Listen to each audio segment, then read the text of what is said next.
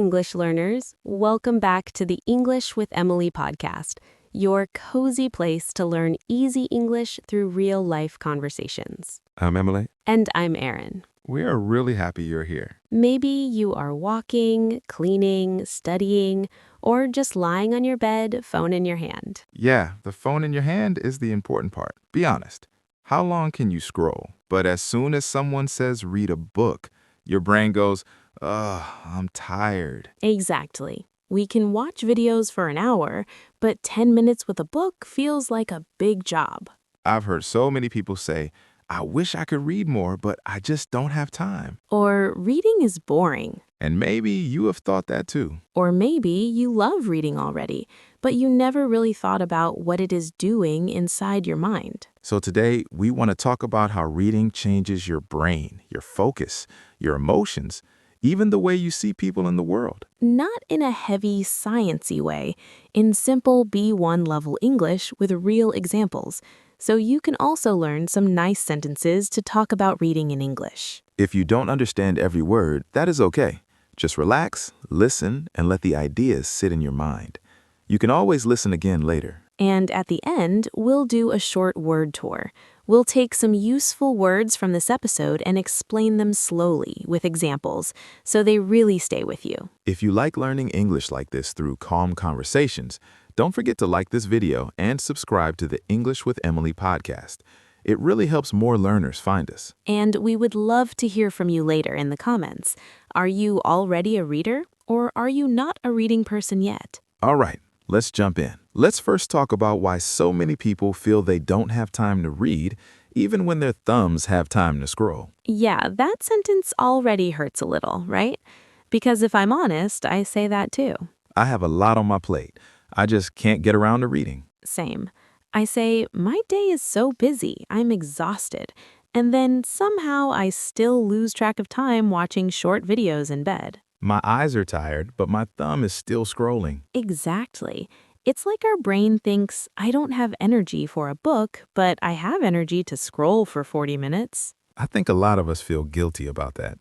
We want to read more, maybe in English, maybe in our own language, but life feels busy. Work, family, messages, cleaning, and then your brain hits a wall and just wants something easy. And if that's you, we just want to say you are not broken. You are living in a very loud world. Your mind is tired, not lazy. So today, we just want to sit with you and talk calmly about what reading can do inside you, inside your brain, inside your feelings, and how you can slowly bring it back into your life. Even if it's just 10 minutes, right? And maybe the first thing we should say is your free time is yours. Yes, if you love dramas or games or just lying on the sofa doing nothing, that is okay. After a long day, we all need to wind down somehow. For me, sometimes it's climbing videos or travel videos. I tell myself just one, and I end up in a rabbit hole of people hiking in places I can't even say. For me, it's music and random cat videos. I put my headphones on just for a song, and suddenly my tea is cold and 30 minutes are gone. So we're not here to say reading is better.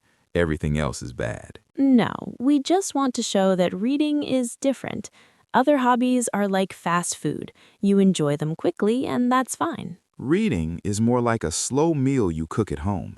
It takes more time, but it also feeds you in a deeper way. Yeah, when you watch something, the world is built for you. Sound, color, faces. But when you read, you build the world. Your brain has to wake up and paint the picture. So reading isn't about being a better person. It's about giving your brain a different kind of rest, a quiet, active rest. And I think that quiet is really rare now. We live in what people call a microwave age. Yeah, everything has to be ready now. Fast food, fast messages, fast entertainment, 10-second videos, notifications all day. I notice it in myself. I open a page, start reading, and after 3 paragraphs, my hand reaches for my phone by itself. My brain is like, where's the next shiny thing? Me too. I remember one evening I lit a candle, made tea, sat on the sofa with a book, thinking tonight I will be that cool reading girl from the internet. 5 minutes later, I was on my phone looking at more pictures of people reading. Yeah, we're all like that. and it shows how short our attention has become. That's why reading, even for 10 minutes, is like a tiny gym for your attention. When you read, your brain has to stay with one line, one sentence, one story. No quick cuts, no jump.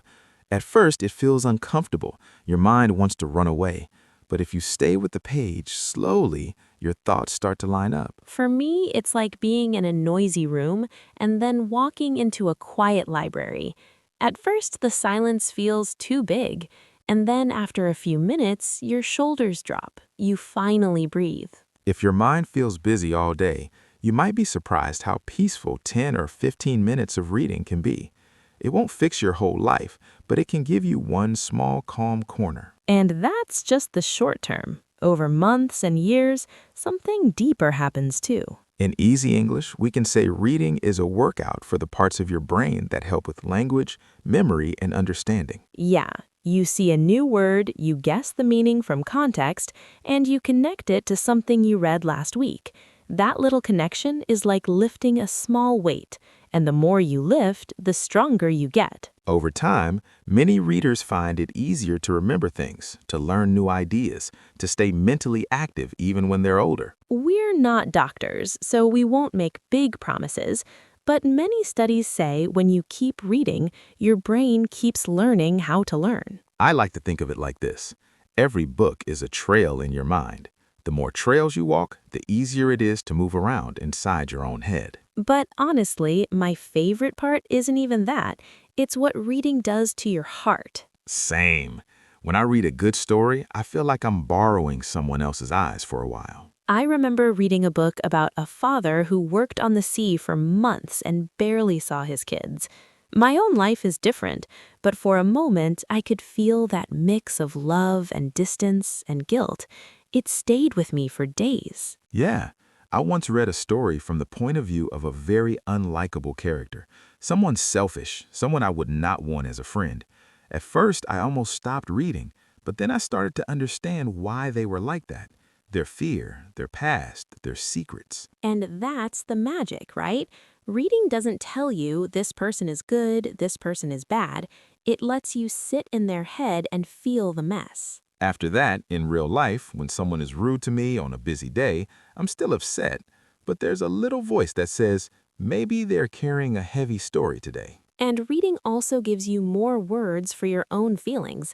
Instead of, I'm fine or I'm bad, you see characters say, I feel empty, I feel overwhelmed, I feel hopeful again. And if you're learning English, that's huge. When you can name your feelings in English, you don't just translate, you express yourself. You let people really see you. Sometimes people ask, okay, but what should I read? Fiction, nonfiction, self-help, biographies? Honestly, I don't think there's one correct answer. Yeah, I love nonfiction about mountains, survival, people who go on crazy adventures. For me, those books are like fuel. They make me want to move, to be brave in my own small ways. And I love fiction. Give me magical worlds, quiet family stories, strange little towns. I love when a book lets me travel without leaving my sofa. Headphones on, soft music, and I'm gone. Fiction can give comfort, escape, and big questions. Nonfiction can give information, inspiration, and real stories. Both can shake you a little and make you see your own life differently. So you don't have to choose one team. You can read a fantasy novel this month and a true story next month. The important part is you're reading something that feels alive to you. Still, we know what some people are thinking right now. This all sounds nice, but reading is hard for me. Yeah, and we get it. If your brain is used to fast content, a page of black and white text can feel heavy, like your eyes are climbing a small mountain. That's why we recommend starting tiny. Not, I will read one book a week, just, I will read 10 minutes a day. Or 10 pages, or one short chapter, something small that your brain can accept. And I really recommend this. Put your phone away on a shelf, in your bag, even in another room. Give your book 10 minutes of your full attention. At first, your mind will complain. You might feel bored. You might hit a wall after 3 minutes and think, this is not working. But if you stay with it slowly, day by day, it gets easier. It becomes part of your routine. I'm a bit of a creature of habit. I like to read at the same time, in the same corner, with the same cup of tea. When I sit there, my brain already knows, okay, this is our reading time. And of course, some days you really do have a lot on your plate. Work, kids, health, problems. On those days, maybe you only manage 3 pages. That's still something. The goal is not to be a perfect reader. The goal is to slowly teach your brain you are allowed to slow down. You are allowed to focus on one gentle thing. And maybe the last wall we need to talk about is this. Isn't reading a waste of time? Shouldn't I be doing something more useful? I really want to push back on that. A hobby that brings you peace, joy, or rest is not a waste of time. When I read before bed, I sleep better. I don't wake up feeling so drained. Reading helps me wind down in a way that scrolling never does. For